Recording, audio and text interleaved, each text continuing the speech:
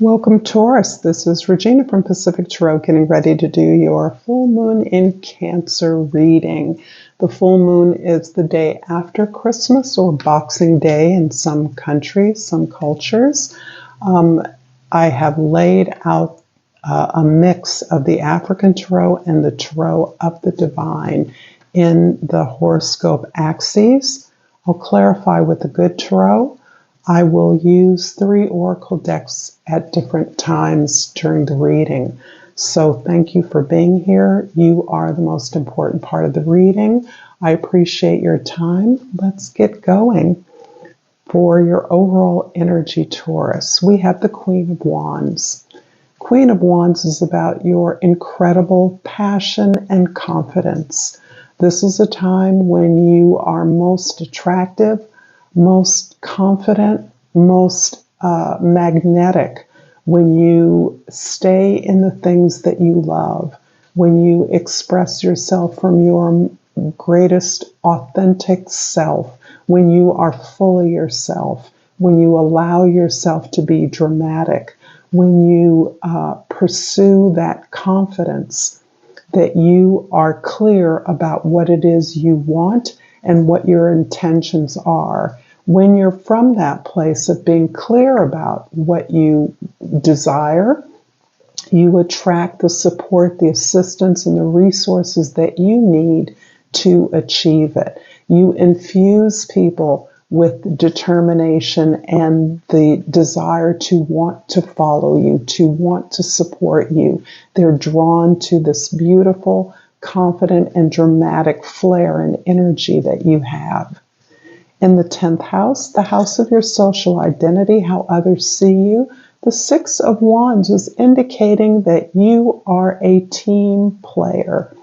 You are perceived as someone who has always and always does their part as part of the team, even when it has not been to your own advantage. But you are committed to understanding that teamwork makes the dream work. And even though you may not have always participated in the dream aspect of your work, your effort, your organization, the job you do, you understand that everyone is required to make something work, and you do your part diligently and in the spirit of cooperation. You're being recognized in some way, or at the very least, you are receiving the rewards of that participation. It may not be obvious to you, but what you may be experiencing is the regard that others have as they observe your positive and egalitarian work ethic. You have a work ethic that doesn't require accolades and rewards, but certainly those rewards and accolades, that acknowledgement of the work you do and the excellence with which you do your work, not only elevates the team but gains you the regard that is important.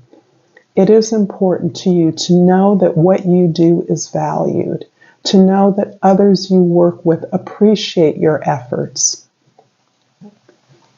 In the 1st house, the Empress. This is truly one of your cards. Your ruling planet Venus is even emblazoned on her gown here. You are in your power, and this is really a beautiful validation of this energy of confidence that you're able to exude, because all the queens are daughters of the Empress. They all express her empowerment. This is where you are inspired.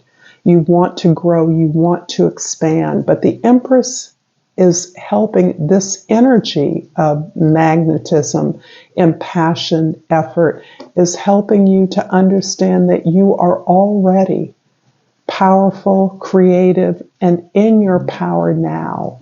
You have all the resources you need to obtain exactly what you want, and that you not only are a constant generator of abundance, but that you are enjoy the process. You understand internally in your bones. You understand this energy of the Empress. This is the principle of nature.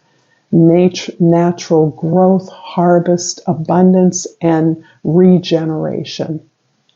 And at this time, you are being seen, you're feeling this power. You are loving your life, you're loving yourself, and you're creating the things that you want or need. You understand how directly the skills you've gained in your life have led you to a place of understanding how to get what you want. In the fourth house, the house of your home, your roots, the King of Coins or Pentacles, is all about mastering your security, being in control of your own resources, having your own, being protected, being comfortable, being able to build the domestic space, the environment that you want, that you need, in a way on your own terms, but knowing that you have that foundation. Again, this is reinforcing that you know how to achieve what it is you desire. You're willing to put in the hard work to do that. You are disciplined and you are ethical in your effort. You have a stellar work ethic, but that is grounded by this deep passion and love of life. In the seventh house, the Knight of Pentacles, you are working towards building up stronger relationships in your life. And that is not just relationships with people or groups of people, but it's with your goals. You are planning on building and creating new things in your life. You're advancing the abundance you have and growing that. You're investing in your own abundance. You're investing in your own experience of comfort and security, stability. This is a primary focus. In fact, you may be learning how better to do that in partnership. If that's with partners, with family members, with assistants, with people you hire, however you do that, people on your job, how to move towards greater comfort and stability in your relationships. And I'm going to pull a couple of oracle cards before I clarify. And from Starry Beginnings, I will ask if you are resonating with this reading, if you would like this video, if you would share this with others who may find it useful. I enjoy your comments, your thoughts, your appreciations. And please subscribe to my channel, Pacific Tarot. I pulled Life is an Expression of You. Life is more than existing. And I'm also going to pull from Flora and Fauna of Africa, in part to acknowledge how our ancestors are preparing us for our challenges, for our desires. And I pulled the okapi. And the okapi looks like a cross between a deer and a zebra. And the flower that goes along with the okapi is the sacred lotus. And the key words are spiritual growth. Embrace all aspects of you. Your uniqueness is your power. Let your spirit guide you. This is just stunning. Okay, so this is a great confirmation about the nature of your growth and your abundance at this time. It is embracing your unique power. I'm going to clarify the Empress here with the Five of Water in the second house and the Five of Earth in the third house. So I don't want to cover up the Empress. You are in a place of looking at patterns of behavior, perhaps that have led to disappointments, your assessment that you failed in some ways, at things that you attempted or that you thought would be wonderful, that you thought would work out, and they haven't. And as a result of that, you are really owning the things or your part in these failures or disappointments that led to things not working out. And you're really learning the lessons of that. You're learning what and allowing these hardships or disappointments to teach you about better ways to do things. In this area of your resources, of your values, you're understanding reciprocity.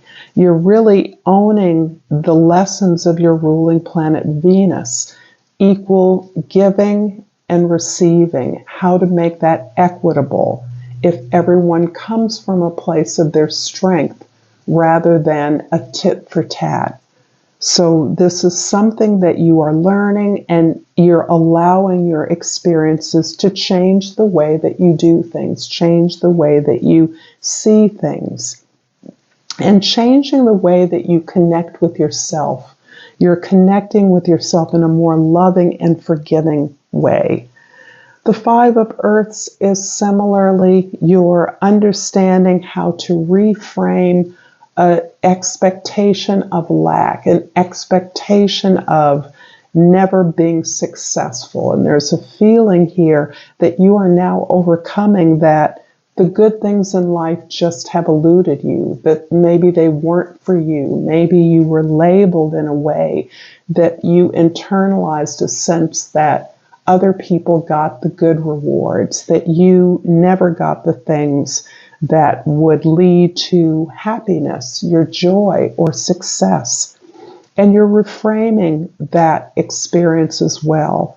You're really understanding that you are deserving of support. You're worthy of love. What you ask for, you're deserving of support. And if you can't get that support from one source, then you understand that it is on you to go to a place where your values are shared, and you will get that support.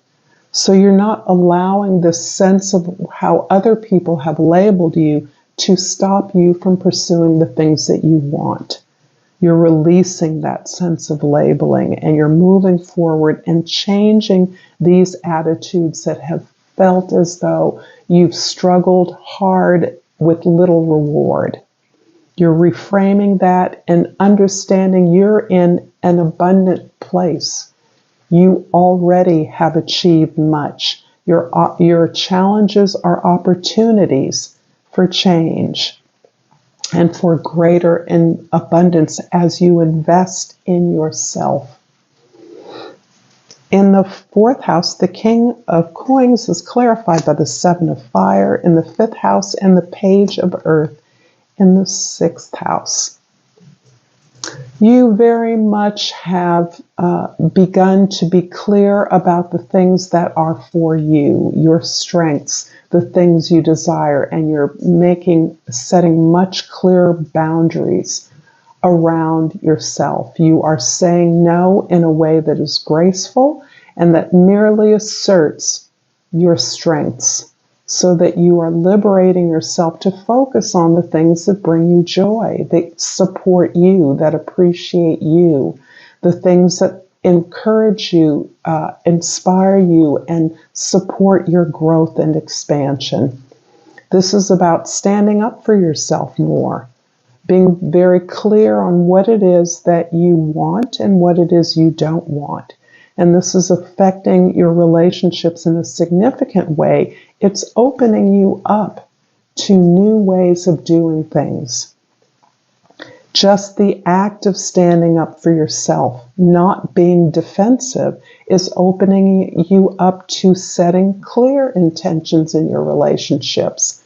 It's not the same as having expectations, which you now realize when you expect the best from yourself. When you put your best effort forward, there is no way to predict how others will respond, but you respond to situations by seeing the evidence of your experience. So you respond by setting clear boundaries, so that there is an agreement with others about what is fair, what is equitable, what is reciprocal and mutual. And so this is allowing you to learn from these experiences that you clearly want to change in your life, that you are changing. And the beauty of it is that you're opening yourself up to being a beginner, to saying, I want to learn how to do this in a better way. Now that I know what my strengths are, now that I know what I want clearly, I can set about organizing my life and my relationships so that that is respected. The Knight of Pentacles in the 7th house is clarified by the Queen of Water in the 8th house and the 10 of Water in the 9th house. Wow. You definitely are releasing this beautiful sense of compassion as you are expressing and living in your own passionate energy, your own desire nature. You're also recognizing and balancing that with a sense of compassion, with a desire to heal experiences that have caused you pain, suffering, or that have caused pain to others. You're recognizing that the things that have been painful for you are things that you have learned from, and that you now have empathy for others who are experiencing similar things or that require your support. You understand that without being asked. This is the definition of compassion for others. But this compassion is most beautifully expressed towards yourself. You're giving yourself a wide berth to learn the things you want to learn, to change the things in yourself you want to change.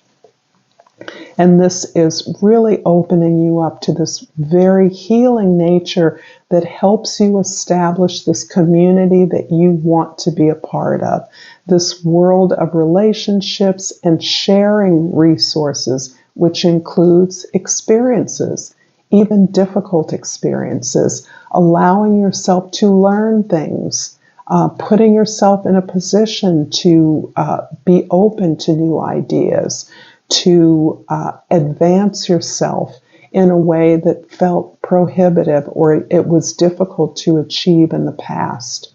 You're not setting any limits on what it is you can learn and understand now in a way that you may have felt that you didn't have time for in the past. But you are becoming a part and recognizing that what you want is a loving, sharing community that reflects your own phenomenal ability to give, to love, and to harmonize the world, your world. The 6 of Wands in the 10th house is clarified by 3 of Fire in the 11th house and the Fool in the 12th house. Beautiful. You are building something. You are putting together ideas, resources, connections, doing research about the things that are of interest to you, looking at how you can explore the world as you are increasingly inspired by the world that you're opening up to. This is setting you on a whole new adventure, a whole new faith in yourself that is allowing you to see that you have everything you need to deal with any obstacle or adversity you may face. What this new chapter or adventure in your life, you know. I don't necessarily know what that is, but this is a result of trusting in yourself, having faith in yourself, and that translates into having trust in the universe that things are going to work out okay. You're going to land on your feet.